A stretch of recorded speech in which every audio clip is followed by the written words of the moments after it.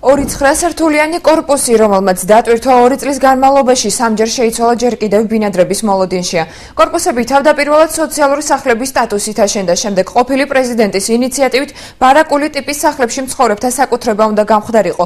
ხელისუფლების ცვლილების შემდეგ კი ეკომიგრანტებს უნდა გადაცემოდა, თუმცა ამის მიუხედავად კორპუსები ჯერ კიდევ ცარიელია. თავის მხრივ 6 იანვარს გადაცემულ ბინებში შესახლებას 73 ოჯახი ელოდება. რა აფერხებს შესახლების პროცესს უცნობია. მრავალშვილიანი ეკომიგრანტი ოჯახებისთვის პასუხის გაცემა დღეს არავინ ისურვა. ფატი კახიძის 5-სულიანი ოჯახი 1993 წელს ჩამოწოლილი მეწყრის შედეგად საცხოვრებლის გარეშე დარჩა. უკვე 20 წელია ოჯახი ხელვაჩაურის მუნიციპალიტეტში ყოფილი მეათე ტრესტის შენობაში ცხოვრობს.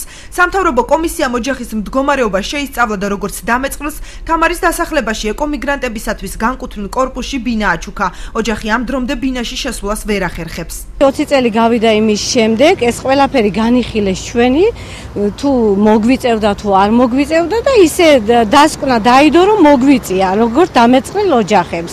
2 ოჯახი ვართ ამ შენობაში და მომიწია ბენზინში, მაგრამ ჯერ არ შევსულვარ. მიზეზი ვიცი რომ ცოტა იყო დარჩენილი შესავსები და შეივსება და შეგიყვანთ ერთად სულ ყველასო.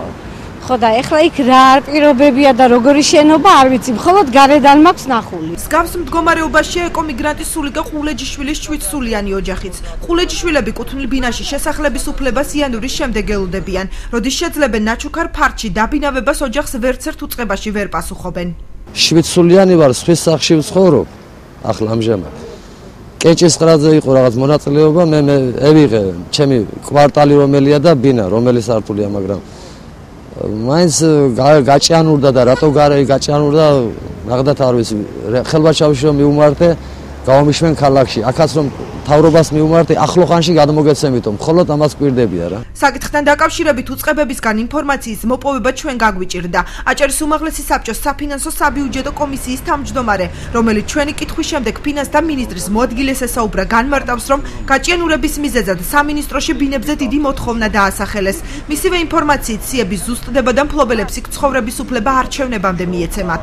მე ვესაუბრე ფინანსთა მინისტრის პირველ მოადგილეს, ბატონ იონა წითელაძეს, რომელმაც მითხრა, რომ ხდება სიების გადაზუსტება იმ კომისიის მიერ, რომელიც არის შექმნილი, რომელიც ძალის კომისია, ბატონი რამაჯინჭარაძე არის ხელმძღვანელი, იმიტომ რომ მსურველი მეტია, ვიდრე გვაქვს საშუალება დავაკმაყოფილოთ და აი, ვისაც მართლაც ეკუთვნის და პირველ რიგში რაც ეკუთვნის, იმ ადამიანების გამოვლენა ხდება და უახლოეს დღეებში მიაწვდიან სიას ფინანსთა სამინისტროს. არჩევნებამდე იქნება ეს? აუცილებლად.